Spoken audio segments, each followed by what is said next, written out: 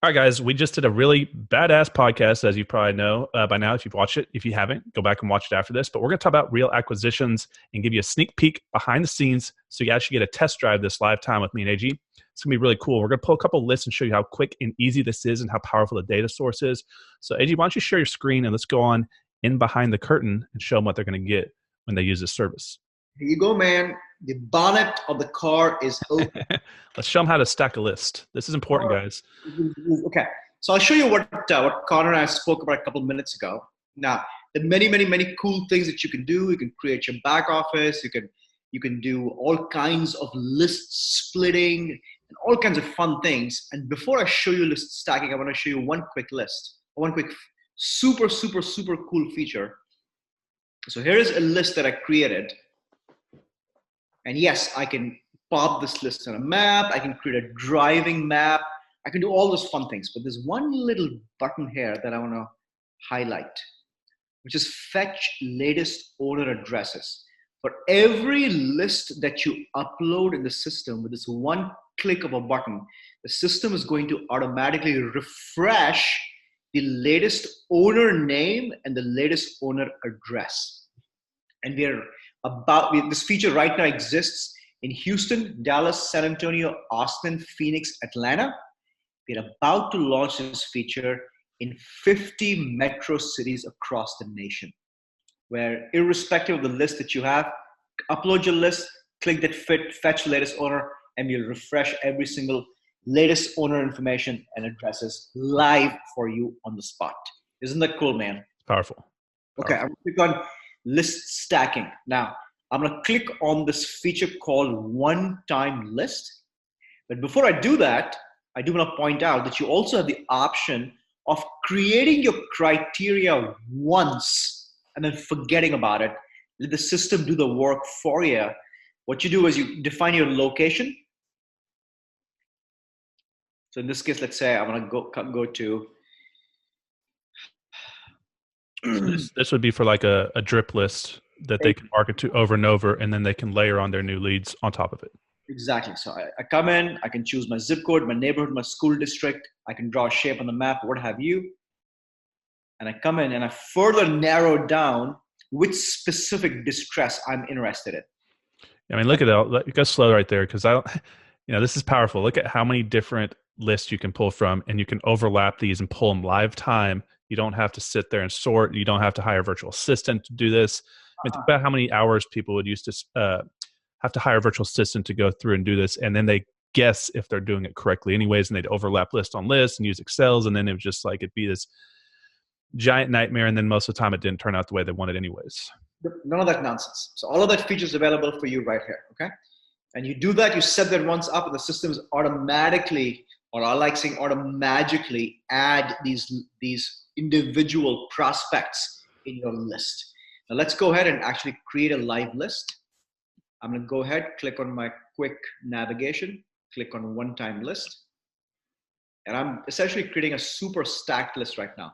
This, by the way, is a quick list feature, Connor, which every single morning we come in and in every city that we are in, we compile a fresh list for you. So if you're not the kind of guy who wants to narrow down and you just want the whole shebang, the whole enchilada, you can download the whole list and you can do whatever you want to do with it, okay? I'm going to click on custom list.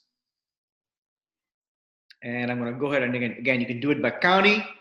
You can do it by zip code. You can do it by neighborhood. You can do it by school district.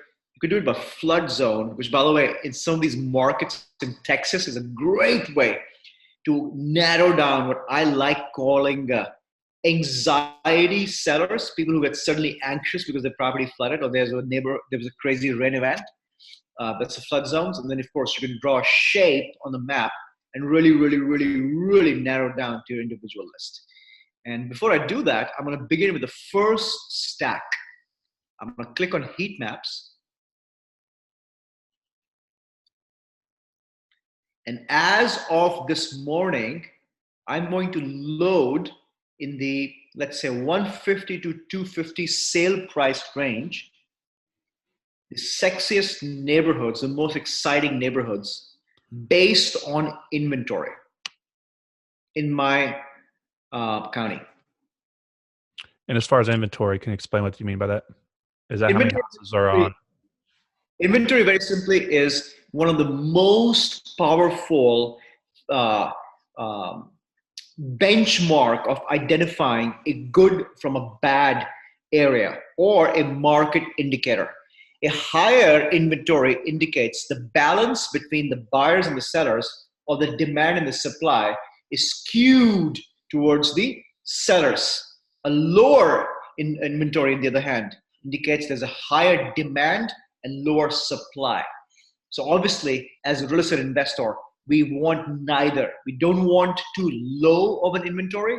We don't want too high of an inventory, because the former, too low inventory, indicates a speculative market, and too high of an inventory, typically 4 months and higher, indicates a slowing down market, a market shifting from a buyers to a seller's market. I mean, Right. so sellers to a buyer's By the way, market.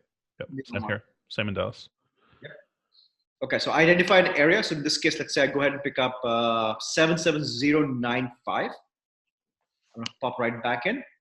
I'm gonna say, okay, 77, first stack, 77095.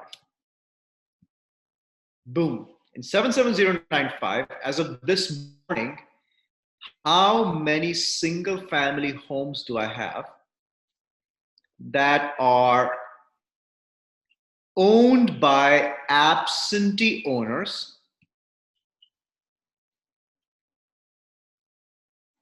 We're going to hit the county database live right now as we speak. The system is going to sift through millions of single family homes, land use codes, property codes, owner records. So when this updates at the city database, it pulls directly from it. That's correct. It's pulling directly from the county assessor's data. Okay. So as of this morning, there are 2,491 properties in one of the hottest zip codes that are owned by absentee owners. Out of these homes, how many of these homes have been owned for at least 10 years or more and are not listed on the MLS? I don't want to deal with MLS. So just by doing this, I've already added 4 stacks. And again, systems sifting through millions of records right now, matching and mixing. At this point, it's cross-checking all of these 24 properties against the MLS. And there are 833 properties that met our criteria. I'm now going to say, now show me only those properties that are built. I'm going to go back up, that are built between 1980 and 2000. Why am I doing that? Because as I said before, it's one of the most desirable year builds or year build ranges for landlords. These guys eat this year range alive. Perfect combination of not too old, not too new. We're down to 500 properties. Out of these 500 properties, how many people as of this morning have not paid their property taxes, or have a deferred arrangement, or have an actual lawsuit filed against them, or have an actual judgment for collection against them? Mind you, none of these properties are active on the MLS. None of these properties are listed for an actual sale, foreclosure. Don't do it. I don't want to see my property pop up. I'm just kidding.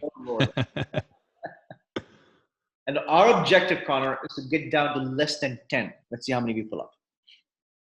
Because as I said, I'm going to skip through. Oh, look at that. Look at that. We're down to 3. Talk about motivation. 3 super motivated people. They're all Brant Phillips properties. No, I'm just kidding. Just don't hate me, Brant. No, I'm just kidding. Let's look at how a property looks. Okay. And see, as you and I are talking, if you notice this bar right here, we are hitting the county database live to see the property address. The owner address has changed since you and I talked 5 seconds ago. We are validating the live data. We let it do its thing. I mean, that's the big problem. I mean, think about how many of you guys are doing direct mail and you're getting bounce back mailers and you're just wasted money. It is. It is. And it's And frustrating. It makes people not want to pull the trigger again. yeah, and we have a direct mail feature right here. And before you do the direct mail, you have the option of clicking one button and refreshing your entire database for free. Okay, this property is owned by Mr. Jim, who lives on 5620 Community Drive. As you can tell, it's an absentee owner property. Alrighty, let's click on MLS. Last time this property was listed on the MLS was in August of 2019 at $1,800 for rent.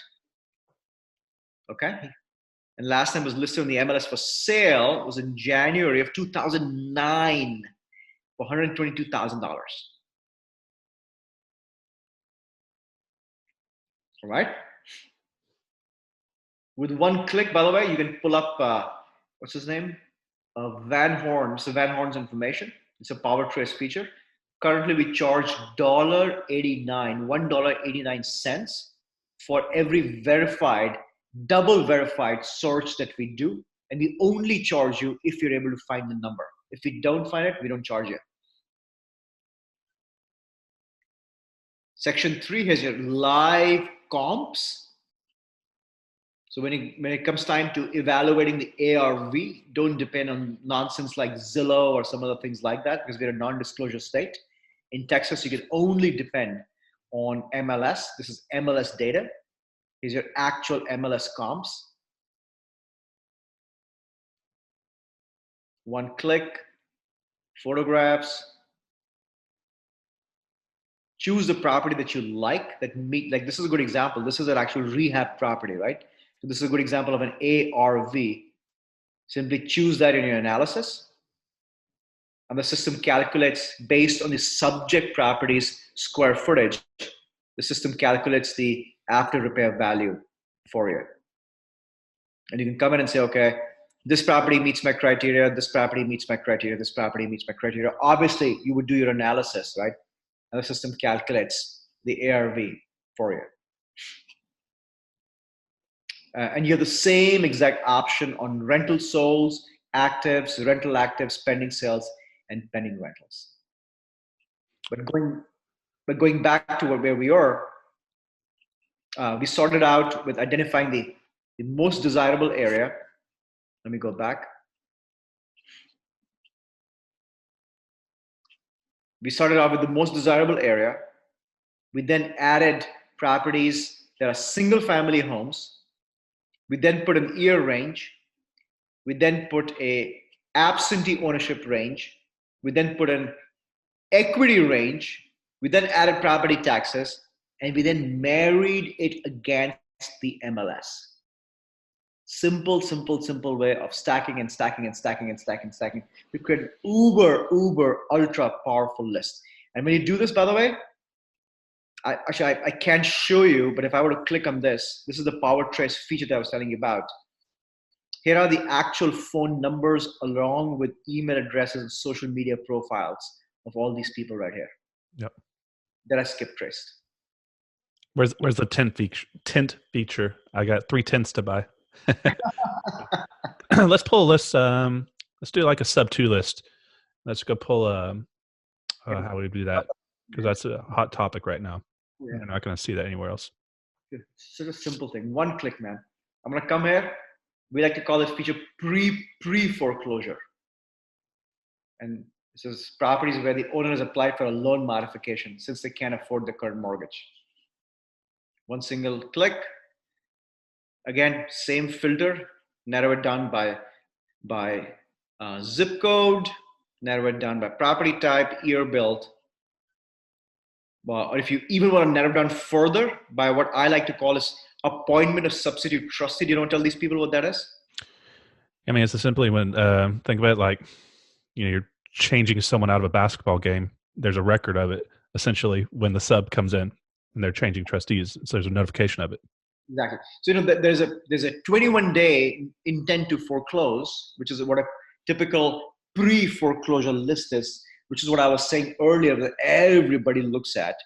But a step before a actual foreclosure listing is the bank appointing a trustee who's going to foreclose your property.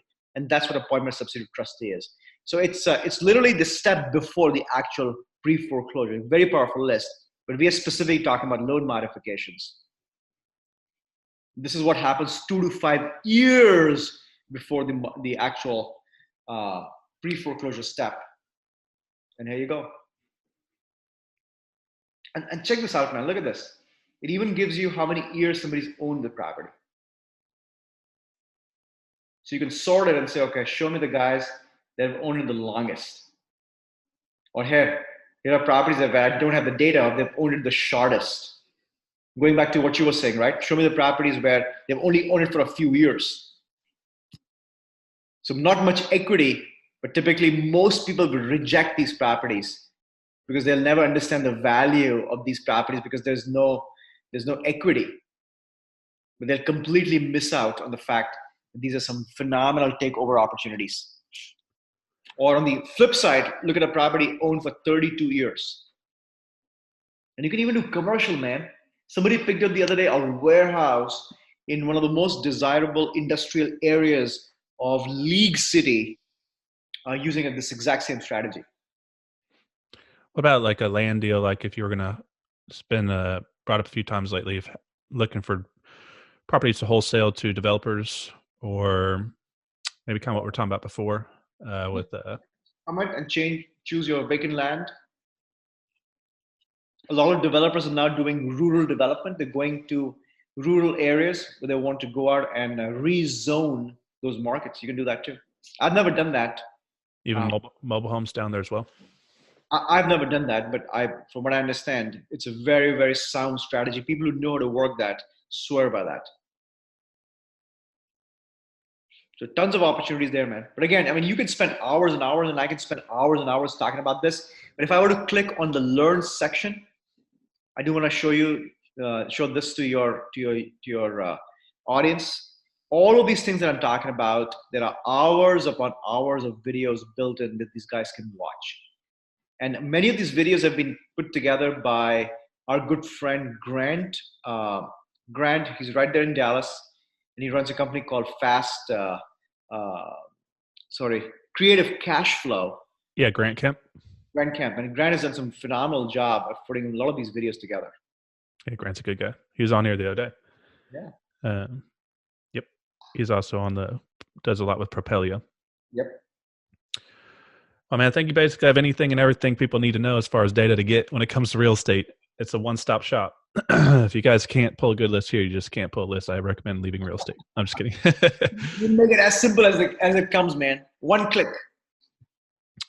Awesome. Well, what we're going to do, guys, is, I guess we don't need to tell them they're already watching this. This link is going to be in here already. So if you made it to this point, don't listen to anything I just said there. All right, AJ, appreciate you.